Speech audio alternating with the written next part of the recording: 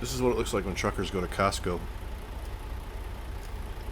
Yeah, I'm not going to Costco. I'm here for a job.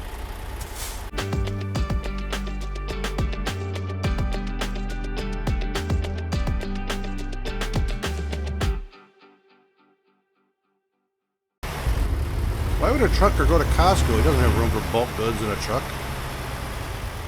I should have said Walmart. What is this, like every gift in the world?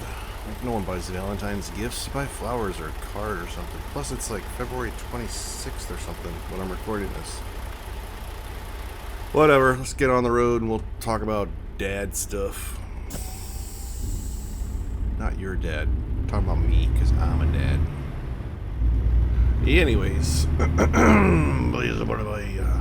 we are in Lawrence something, Kansas or Nebraska or somewhere.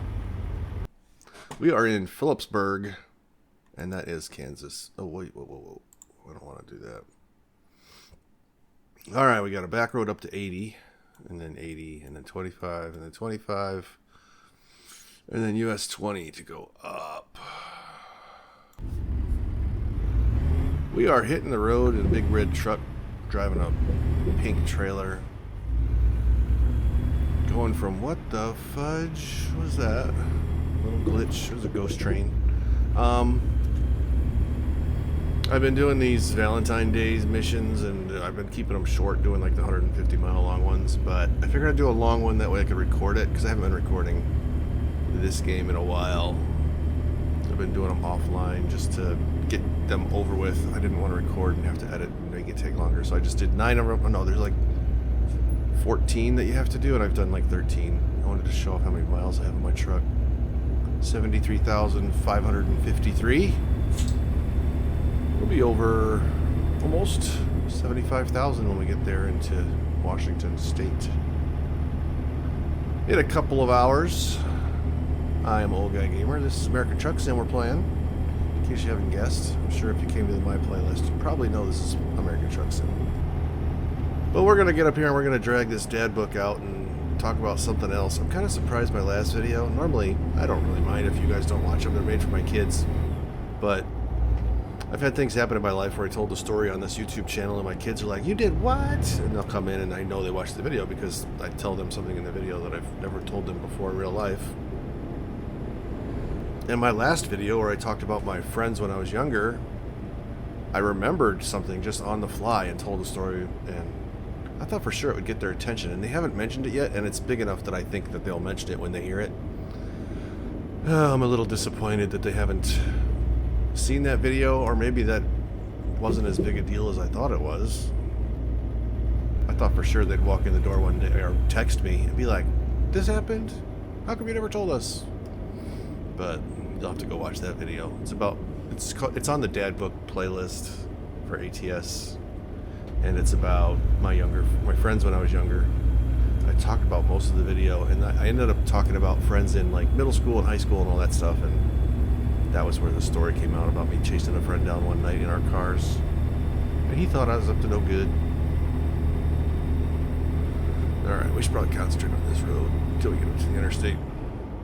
Route 183, or Route 183, we're probably in Nebraska by now. I didn't even notice if we went over the state line or not, but every time I'm on Route 183 in this game, I think I need to steal one of these street signs, or someone needs to send me one. That's my radio number for my police work, my police job. It kind of changes over time. Like my badge number is 83. So it used to be my radio number was 183, and now we share a radio frequency with other towns, and there's could be another 83 someday, so they gave us longer radio call signs. But 183 is like the number that sticks with me. 83 is, every cop's badge number is kind of special to them. A lot of times, maybe not every time, but a lot of times.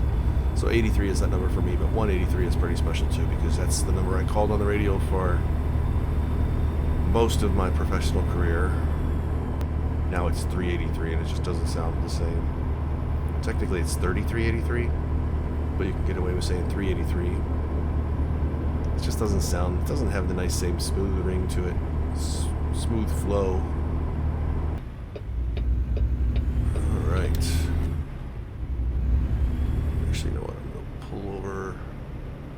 and get me one of those talking points before I get out on the highway. What were your regular chores? Did you get an allowance? How much was it, and what did you spend it on? Describe what your room looked like when you were growing up. Was it messy or clean? Did you have paintings or posters? Paintings? What? Alright, we'll get out of here. We'll talk about my room growing up as a kid. I'm sure it will lead to other conversations, but we'll start with the bedroom idea. I have Bella with me here today, hanging out on my day off. I gotta be back to work tomorrow, but today is free and clear. Playing some video games. We got a busy spring coming up. I got one daughter getting married, another one having a baby. We're not doing a spring RV trip this year. We normally do a trip down to Tennessee or somewhere a little bit warmer to jumpstart our spring and summer, and we're not doing that this year because we're going to be on baby watch. And baseball season has just started. Spring training just started. My favorite team, the St. Louis Cardinals, have played a couple of games. I haven't even noticed if they've won or lost. I just checked in and see how they were playing for an inning or two and then moved on. I'll get more excited once the regular season starts up. I am counting down the days until I retire. I'm at a pretty good number. I've been keeping my retirement a secret because I don't want my work to know. I kind of want to loud quit because I don't really like some of my bosses, and I'm trying to keep it quiet so I can just retire and not give any notice, just walk out. But it's been kind of hard to do because I have a pension. I have to tell the pension board a little early, which is like, for me, the way the pension board meetings are, it's like a month and a half before I retire. So if anybody catches wind that I've put in for my pension with the pension board, they're going to know about a month and a half early. So it's not going according to my plan, but I'm still trying to keep it as quiet as I can. I've been kind of lying about how long I'm staying. I tell everybody I'm staying 30 years and I'm going to work until this age, and it's all been a lie. This YouTube channel is really the only place where I've publicly said anything, so I don't think anybody at my work watches these videos because it's mostly oriented around family, but if anybody at my work ever actually does listen to these things, don't tell anybody I'm retiring. Don't tell any bosses. I've actually had to swear a couple of people's secrecy. There's one guy that retired. I told him the date that I'm leaving. He's been sworn to secrecy. My best friend that I came up with, basically, he retired before me, so I told him I retired. I told him to keep it quiet, but he doesn't really talk to any of the old people at the station, so I don't really have to worry about him too much. But the pension guy, he's a cop on my shift. I had to tell him because I'm like, hey, how's it work? What's the dates? Blah, blah, blah, all this stuff. And he knows my secret, and he's actually actively helping me lie to people because I've heard that people are coming to him asking about when I'm retiring. And he told me he's been helping me spread my lie that I've got a couple more. He says, oh, Tom says he's got a couple more years. He says what I say, which is not technically a lie, but he knows is that I'm lying, that kind of a thing. So we're on the way to saying goodbye to police work. I won't be able to retire and not work because of the cost of living in the area where I live, but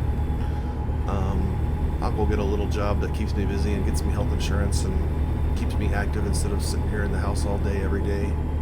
I've had 3 days off this week, and this is my third of the 3 days off. The first 2 days I've sat here gaming pretty much the whole day while my wife has been away at work.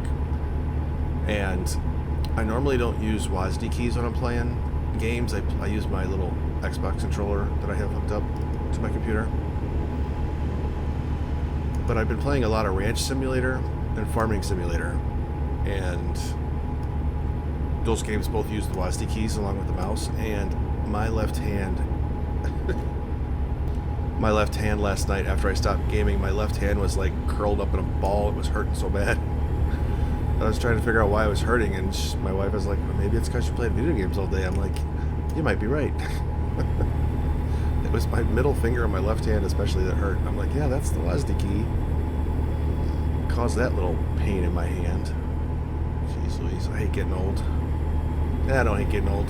I hate the pains that come along with getting old. That's what I really hate. Getting old is fine. Anyways, so this Dad, I Want to Hear Your Story book, the talking point is, it's supposed to be a writing point, but it's a talking point for me. The talking point is, what did your bedroom look like when you were growing up? What color was it? What kind of artwork or posters did you have on the wall? Stuff like that. I don't really remember. We lived in a few different places when I was a kid. I was born in Southern Illinois. We lived in a double-wide trailer. I don't even remember my bedroom from that house. I just remember the basic layout of the house. I remember the front door, the back door, the living room. I remember the yard mostly because that's where I spent most of my childhood, was outside. Both on the garden side and the front side where the big open grass area was. But I don't remember my bedroom from that house. I grew up in Eden, Illinois. My dad was the pastor of a church there, and the double-wide trailer was the parsonage. So that was just where we lived for the 7.5 years that I was there when we were there. We moved away from there when I was 7.5 to Missouri. We lived, my dad was a preacher. He preached at another church in Missouri, which provided another double-wide trailer as a parsonage. So we lived in that parsonage, that double-wide trailer for probably a year. I think it was actually technically less than a year. It was my second grade year. But I don't remember my bedroom from that house either. So for my third grade year in school, sometime during the summer before my third grade year, we moved to Northern Illinois because that's where the job took my family. I remember the house I lived in when we first moved here because we rented for like a year or two before we bought a house. And I remember the layout of that house. It was like a custom house in a neighborhood full of like, it was like a subdivision of builder homes. So a lot of the houses were like, well, almost all the houses were like one of 3 or 4 different floor plans, like a raised ranch. And then there was a little bungalow style, and then there was just a couple of floor plans in that neighborhood that were just repeated, ad nauseum. And our house that we rented in that neighborhood for the first 2 years we lived in Northern Illinois was custom. Like it didn't look like any other house in the neighborhood. So that was kind of cool. I've been racking my brain trying to think of that bedroom. And the bedroom I really remember is the house that we lived in for most of my childhood. That was the next house. But for that first house, the rental, I don't remember what my bedroom looked like. I think I might be confusing it with the second house we had in Northern Illinois. I can't remember which one is which. One of the houses we had a powder room in the bedroom. So it was like supposed to be the master bedroom because it had this sink and toilet combo ensuite, but no shower, no tub. There was a hall bath that all of the upstairs bedrooms used. But my dad, I want to say that was the second house that we owned because my dad built a bedroom in the basement for him and my mom with their own bathroom down there. And then all of us kids shared the upstairs bedrooms. And my older brother and sister each got their own room, and then my younger brother and I shared a room, so we got the one with the bathroom. I never had any artwork. I would have done posters, and I wouldn't have been allowed to have like Farrah Fawcett posters. It would have been car posters.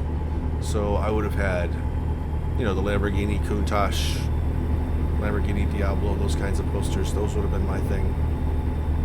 I don't remember any other kind of posters that there would have been in my room except for exotic cars, supercars. We never really painted that I can remember. It was always just whatever color the room was when we moved in. I did have a stint where I shared a room with my older brother. We had bunk beds. He slept on the top bunk. I slept on the bottom bunk. I don't remember which house that was in. What else? All the bedroom related stories, kind of boring in my life because there's not much remote. I mean, we were outside kids. We didn't really spend a whole lot of time in our bedrooms. I guess I kind of have to think about the timeline of it all to see when things were in what house. I remember sharing a room with my younger brother, and he started a small fire in the bedroom when I wasn't there. Something with a fan caught fire or something. And my sister and her husband were living with us at the time. I don't know if they were at home on a break from college or after their college years. I don't remember. But there was a small fire, and my brother-in-law, Tim, ran in with the fire extinguisher, put out the fire, and then Afterwards, we had to deal with all the cleanup of the fire extinguisher mess because the fire wasn't that big, but the mess that the fire extinguisher made was way worse than what the fire did. But that wasn't, I don't remember that being my room. I think it might have been just his room. I don't remember if I was sharing a room with him at that point. It's probably why I don't remember it. It wasn't that big of a deal to me. I mean, he probably got in trouble like crazy, but I don't remember. One of my bedrooms that I remember was the house that we owned, the house that my parents bought. We moved there when I was in the 5th grade, or going into the 5th grade. So we lived in that house for a long time, up through my high school years. That was where I had my paper routes. That was where I ran into some money because of the paper routes. So my bedroom had a TV and a Nintendo NES. I don't remember if I had other game systems. I remember the Nintendo specifically. The one where you had the cartridge and you had to push it in and push it down for it to like spring-loaded click in, and then you could close the little lid and play the game. Yeah, not much special about my bedrooms growing up. That's pretty much it. That having the Nintendo and the TV in my room was the biggest thing. I remember having this stuff. I don't remember how I got it. I don't know if I saved up the money from the newspaper routes to buy those things, or if my parents like helped me out to buy those things. I just don't remember. It was always the time when I had my paper routes, because I would come home from school, do my paper route real quick. I would stop at the store. My paper route was like 6 blocks long, 3 blocks out and then 3 blocks back on the adjacent street. So I would do the first 3 blocks, stop at either 7-Eleven, or there was a liquor store where I would stop and get sodas and candy and stuff. And then I would do the second 3 blocks, which would put me back home, and I could play video games the rest of the night. Ah, the good old days. Bypass. Sweet. I do remember my brother-in-law, when they were living with us, that had to have been a second house. Both of these houses, the reason I'm getting them confused is both of these houses, when you walk in the front door, there was a living room on the left and a kitchen on the right, and both of them had like a central hallway going to the back of the house with bedrooms on either side. So both of the houses had kind of similar layouts, and we're at this turnoff already for the scenic viewpoint. The similar layouts of these two different houses are confusing me, because I remember some houses, I remember stories, I just don't remember which house the stories came from. I saw a girl's boobs once in one of those houses. What was it? I don't remember which house it was. Since my dad was a preacher, you know, obviously we were involved with the church a lot, and we were going to summer camp one summer. So the night when we were supposed to leave to drive to camp, it was in southern Illinois, so we had to leave really early in the morning. So my house became this like sleepover house for one night before camp, before summer camp. So there was a one night before church camp this one year that everybody was at our house. All the kids in the church were at our house sleeping over. And I was walking down the hallway, and there was one bedroom that was just for the girls. And this girl, she was like my age, and I wasn't like a teenager or anything. This was like when I was like 7 or 8, so it had to have been in that first rental house. The girls were all giggling in their room, and I was walking down the hallway towards my bedroom, and one of the girls that I knew called my name as I walked by. She's like, "Hey Tom, come here." And I'm like, "What do you want?" She's like, "Open the door." And so I opened the door, and she's like sitting up in the bed, and there's like girls all around her, and the girl in the bed just like lifts her shirt and flashes me. And at the time I was like, that's so stupid. Like, she didn't have boobs, it was just her chest. Like a flat chested girl at 7 showed me a 7-year-old boy her boobs. I'm like, whatever. And I just like walked away. I thought that was kind of funny. Maybe she had a crush on me and I just didn't know it. I was a stupid boy. I didn't recognize that she had a crush on me, maybe. Okay, so obviously there's a bridge ahead, an overpass. I gotta turn right here and go under it to get to whatever that scenic viewpoint is.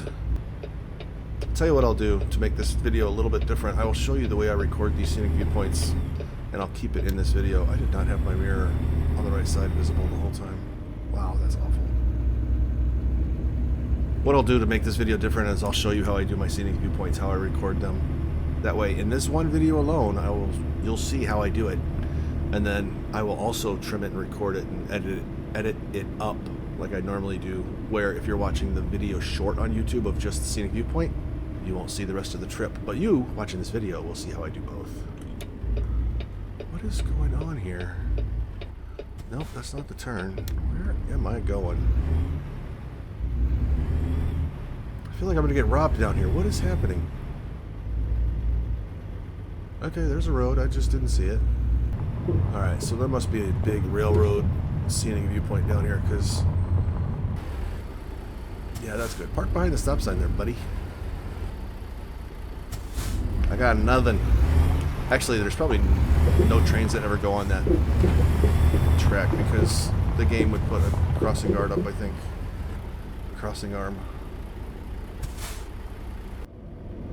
We are in Cheyenne, Wyoming, just over the border from Nebraska.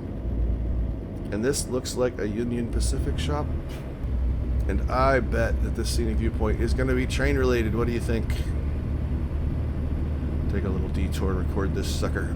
I wrote down a couple of days ago, I wrote down a list of every scenic viewpoint in the game, so I could just start checking them off as I record them.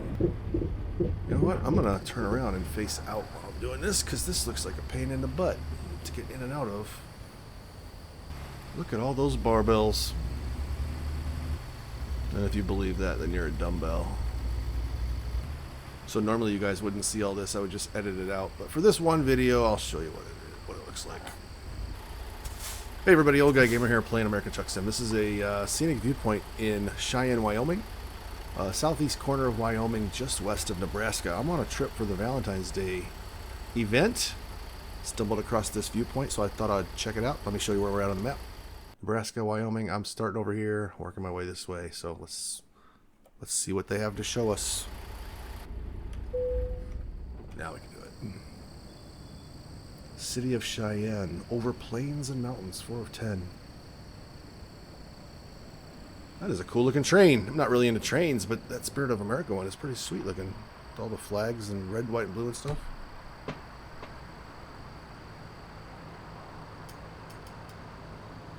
I wonder if Texas Roadhouse paid for that ad placement being so prominent. How little would you have to pay to get that little promotion?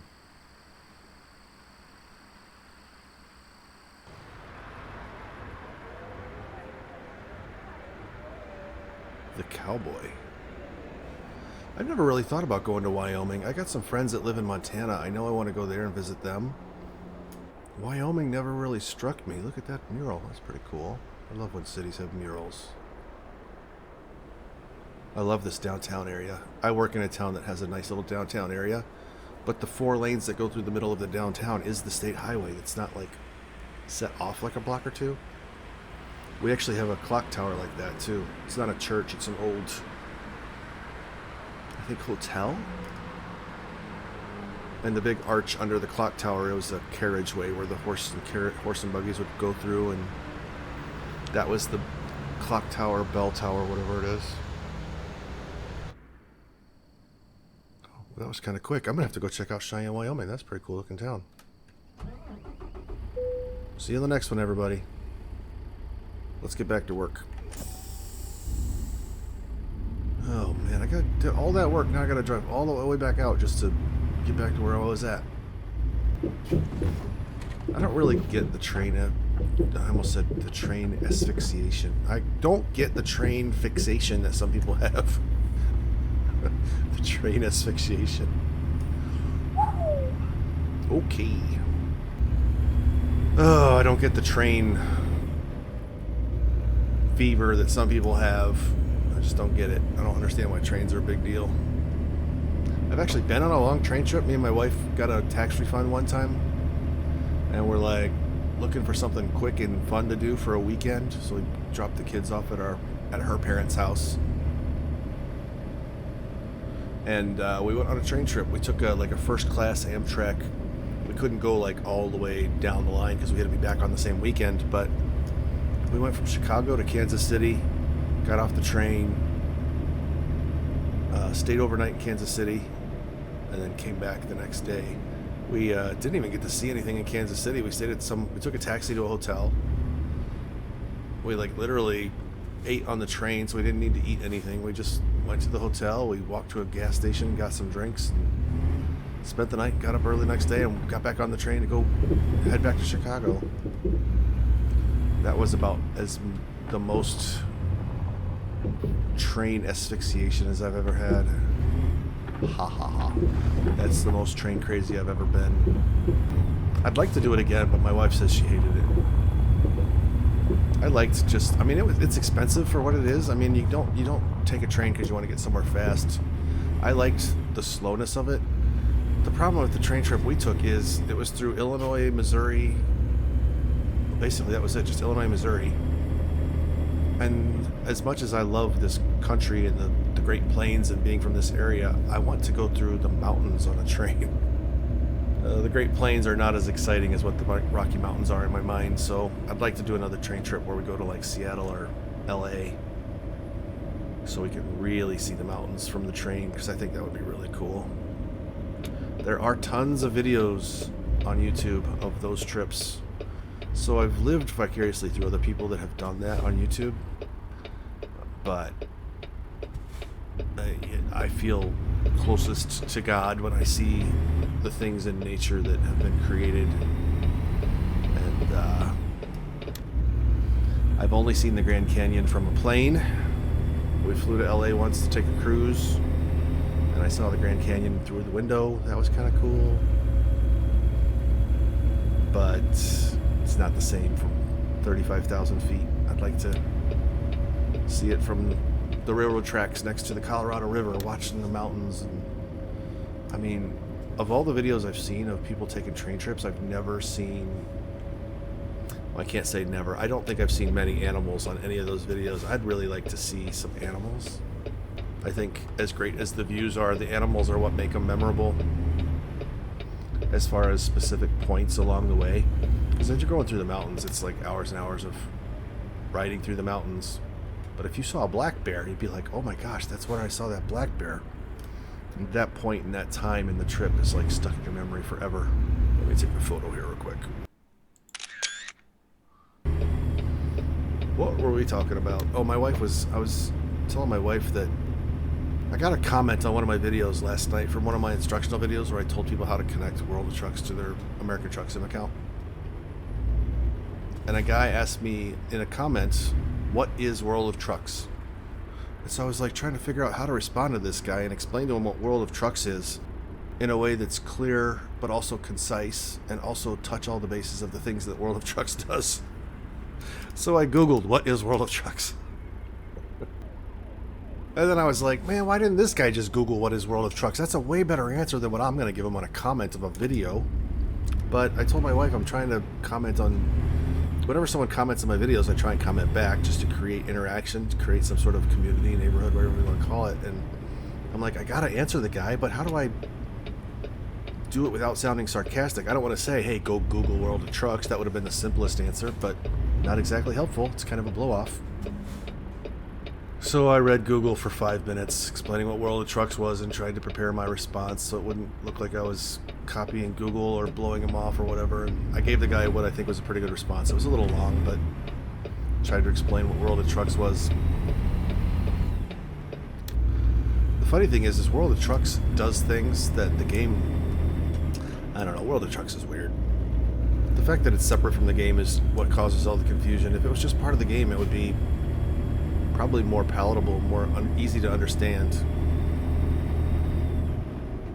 It's because it's separate that everyone gets confused by what World of Trucks is. It might have even been easier if World of Trucks was just the multiplayer portion of the game.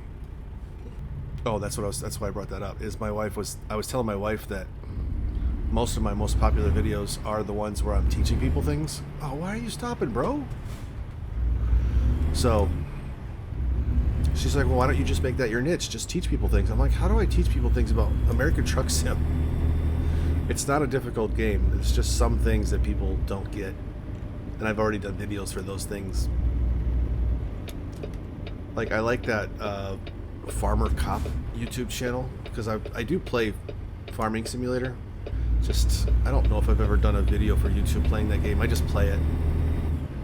And the stuff that he does, on his YouTube channel. Farming is in the name of his YouTube channel, so you know he's got the niche. But he does all of the how-to videos, like how to, just all the videos, like how to collect your eggs and sell them at market, like little simple things that are short videos, easy to explain once you know how to do it. But when you're in the game, first playing the game, you might not know how to collect your eggs and sell them at market. So he's got all these videos that are super instructional, and he's really smart too about wording his videos the way that you would ask the question to Google or to search for a video like that on YouTube. Pretty much the way you would ask it is the way he titles his videos. And that's a really good channel, I think, because it's niche, but it's like the go-to channel if you have a question about farming sim. I was watching T. Martin. What's his name? Trevor? I was watching him play farming sim the other day, and he mentioned Farmer Cop as one of his go-tos when he has a question about farm sim. And I'm like, yeah, I totally get it, because I watch that guy too. That guy's awesome. And no, I don't know him. He just happens to be a cop that plays video games. I don't know why I chose Old Guy Gamer as my name or my logo or whatever. I just felt like I have an old soul. I'm not even really that old. I'm gonna be 50 this year. Being an old soul just means I'm kind of boring and, I don't know, go with the flow, happy-go-lucky. I wear my heart on my sleeve. There's lots of ways you could describe me, but I needed a persona. That's the word I was looking for. And I'm like, oh, Old Guy Gamer. I'm Gen X, and Gen X is kind of like the original gamers back in the day when electronics were just starting to grab people's attention. Like there were computer designers. If you watch documentaries about computer designers back in the day when they were creating personal computers, they knew that the workplace stuff was always going to be a good business because businesses need computers to do work. But they knew that once they started looking for other avenues to sell computers, and they said, well, do people really need these in their homes? Well, no, that market's not too big. But they realized that the games they were playing as designers on the computers that they built could be used in the homes just for entertainment. And when they started looking at computers as entertainment in a home is when they started realizing that you could build specific electronics for video games, and that is when it all blew up. And it was in Generation X's wheelhouse that it all happened when we were growing up. So we're the ones that got the benefit of having the original Ataris and the first generation Nintendos and Oregon Trail. I was just talking to my wife about Oregon Trail. There was a Jeopardy question about the 3 ways you could die from mosquito-related illnesses in Oregon Trail. And I was like, dysentery, or maybe it was water-related death. I can't remember. It was mosquito or water. I can't remember. But I was telling her about playing Oregon Trail on the church computer. We had a computer at our church where we would type up the little bulletin that you hand out at the door, and that was always my job as a kid, was opening the door for people and handing out bulletins. Oh my god, the stories just keep coming back to my head, like rambling like crazy. I swear I have ADD. I would play Oregon Trail on that computer that we used to type up the bulletins and print them out. And then later on I got my paper out and had some money and bought a Nintendo. I said that the stories keep flooding back because I remembered that when we first moved to Northern Illinois, in our garage we had a mimeograph machine, and that was how we did the bulletins back then. I remember my mom printed them out. And if you don't know what a mimeograph machine is, I mean, I was 7 or 8 years old back then, so I don't probably remember all the specifics of how it was done, but so there was 2 trays with the drum in the middle. You typed up your original and you put it face down, and something about mimeograph, that name, there was like messy blue sheets somehow that got put in there, and then you would attach the original to the drum, and as you spun the drum it would pick up clean paper from one side, print out or copy the original and put it on the paper and spit it out on the second side. And there was a distinct smell from mimeograph, and then it was always warm. Distinctly remember the mimeograph machine being used in the garage of my house. It was in the rental house the first couple of years we moved up here for how we did the bulletins, and it was on a full sheet of 8.5 by 11 paper, so you'd have to take each paper. Let's say you printed out 50 or 100 copies, you'd take each paper, fold it in half, And it was a pain in the butt to do stuff in printing back in the days. The trouble you had to go through, where now you can just hit print on a computer and it prints it out the way you're supposed to fold it. And who does paper bulletins anymore? I'm trying to think, does anybody do paper bulletins at church anymore? Like the church we go to,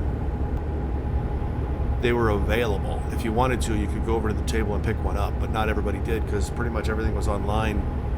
Social media is so prevalent these days that everything gets announced ad nauseum up until the event. There's Casper, Wyoming.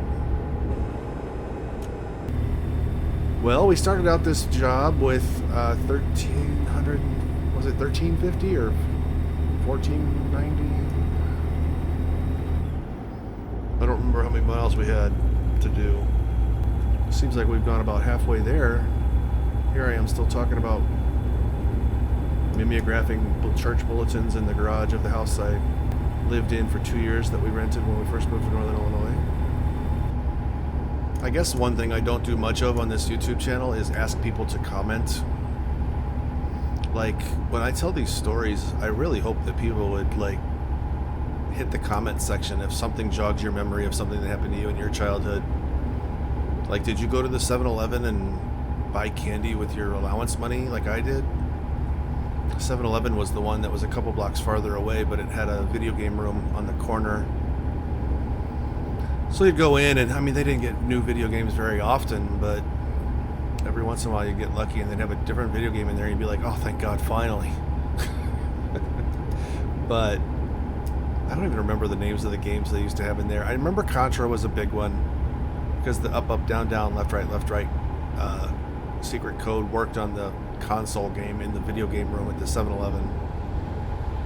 That 1941 airplane shooter game, that was in there. They always had a pinball machine. I don't remember what else they had. I remember Contra and that, I think it was called 1941. That was the ones we played the most. My dad was a preacher, but he did side jobs during the week just to make ends meet, you know, just to make extra money. He was working contracting stuff with different people through the years. And when I got my chance to help build the church in 1987,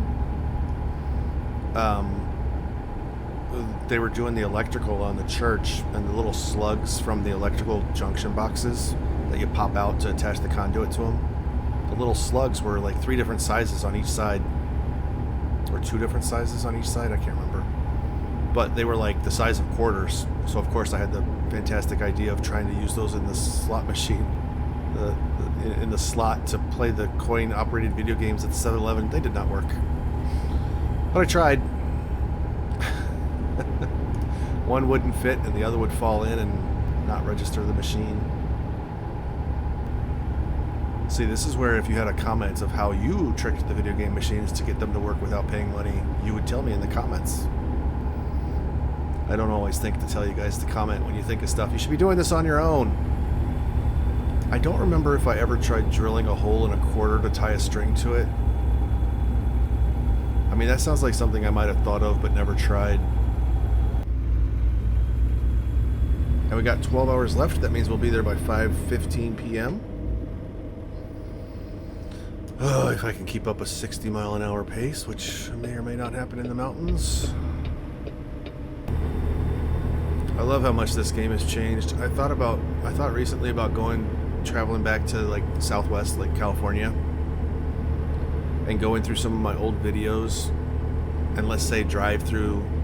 I can't drive through old Los Angeles now because again it's not available. But look at some of those old videos that are recorded back in the day, and then record a new video driving through that same area in this new version of the game, and compare the old to the new, because people that start playing the game now don't understand. The game wasn't bad then, we loved what we had, but compared to now, the game back then is very basic. And it would be fun to do a video showing how much has changed, like in the big cities, LA then versus LA now. I don't exactly know how I would do it, but it would be an interesting video, I bet. Oh, I guess I could talk about that. It's not really dad book related, but Really not much has been dad book related. The dad book has basically turned into a way to start talking, and it just kind of provokes my memory to jump and start talking about other things. But I've been thinking about buying a new steering wheel for my PC. I have this G27 that I've been using since I bought it, and it's a pretty good steering wheel. I mean, it works fine. It does what it's supposed to do, but there's the new Moses steering wheel that's out now that looks like a truck steering wheel, and it's got the stalk controls for turn signals and whatever the different controls are that you can set up for that. It's quite an outlay of money to buy that thing, but it is so freaking cool. I want it. I can afford it. I just don't know if I want to spend the money on that. I'm at the point where I like to save money, and it's fun to save money. And being able to buy something like that is like torture, because it's like I could buy it and I would have it, and then a month later I'd be like, why did I spend $750 on this? So it's a real burden having to think about whether I want to put that money towards something that's such an extravagant, not necessary thing. Although it would be cool. Get back in the lane. My wife and I are considering our future as far as houses and whatnot. We like the house we're in, but we could take it and sell it and make some money and build a house that would be perfect for us. And I showed her a floor plan last night that had an office space built into it, into the floor plan. And I was thinking how cool it would be to have a space where I could build a truck simulator, like where you actually get in and it looks like a truck with the button boxes and the screens as the windshields and all that stuff. I'm looking for a job in a school district so I can have summers off like my wife does. We would have summers off together. And that would be a pretty cool project, to build a truck simulator that looks like a truck. I mean, especially if you could get like an old truck door to be the door, you know, something like that. That would be really cool. I don't know how expensive it would be, but I think the biggest hurdle for me is the technology of it. Like, I've tried triple screens before. I took a video of a Kenworth K100.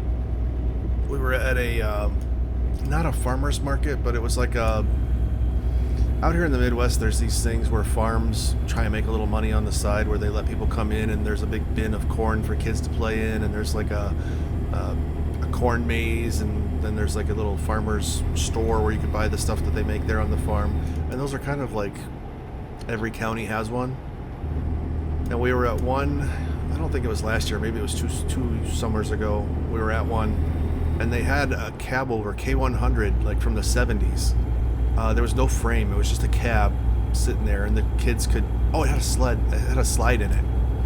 So you could crawl up in the truck cab of this K100, and then you would slide out the window on this slide. It was just an old farm truck that they turned into a amusement attraction. And I took a video of it. I thought it was so cool that it happened to be the same truck that I was driving in this game at that time.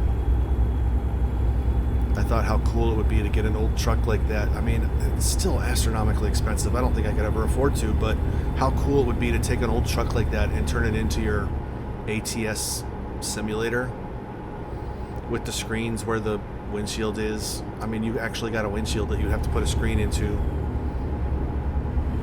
And then the button boxes would actually be the gauges of the truck itself. I mean, it would be so awesome. And also so astronomically expensive and just over the top. Like using a real truck to build a simulator, that's just rich and stupid kind of stuff right there. I mean, it's just stuff dreams are made of.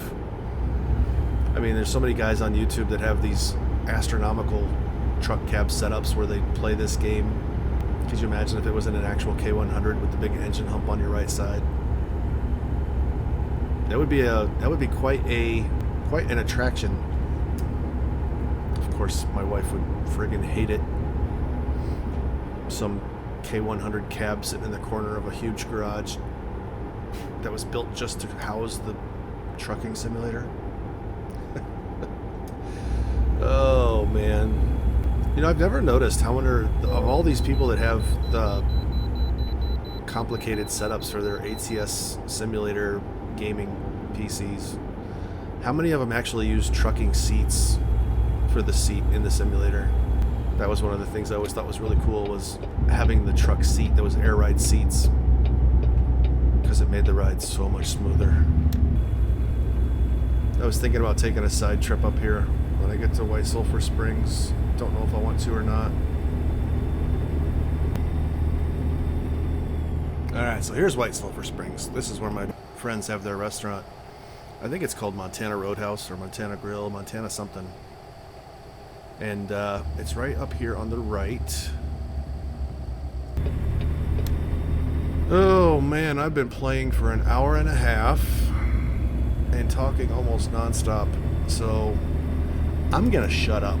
And I'm gonna try to shut up. I'll put it that way. I'm gonna try and shut up and just make this delivery happen. So let's make up some time. We might pull in when it's dark, but let's go get this delivery made. We started with sunrise, sun rays bursting through the windows. Now we got sunset sun rays bursting through the windows. Well, boys and girls, I hope you enjoyed your sprint through the western half of the United States. The portion since I left White Sulphur Springs has been brutal, to say the least. When I left White Sulphur Springs, my ETA was 10:27 p.m. That was before I got stopped for all 3 way stations in between there and here, which completely ruined my... I was knocking minutes off. I mean, it was only minutes, but I mean, I was making good time. The way stations, 3 of them, added 30 minutes to my time. Whatever. We did another entry from the dad book. Maybe the kids will hear the stories when I'm dead. Wasn't too much exciting about this video. No big admissions of guilt or crime, unless you count tying a string to a quarter to get the video game to play at the 7-Eleven, but I never actually did that. I just thought about it. But still, stories are on record now. Some people like my wandering, rambling ways when I'm talking on these trips. And now you've got a trip of me talking when I'm pulling a pink trailer. Let's hop out and do this one from the outside. Make sure you leave a comment if you're watching my video. Just say hello. I'll say hi back. I'll see how you're doing. It'll be nice to get a comment that's not asking me to teach them something. Yeah, I get a lot of comments asking me questions about how to do stuff in the game. It'd be nice to get some comments of people just saying, "Hey, my name's Troy," or whatever your name is. It'll definitely be a man's name, because 99.9% of my viewers and subscribers are all men, according to the statistics.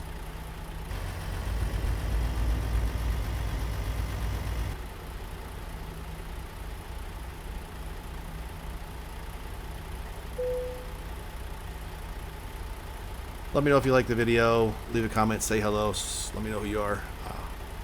Other than that, we're done. You guys go watch more videos. I'll go play some more games.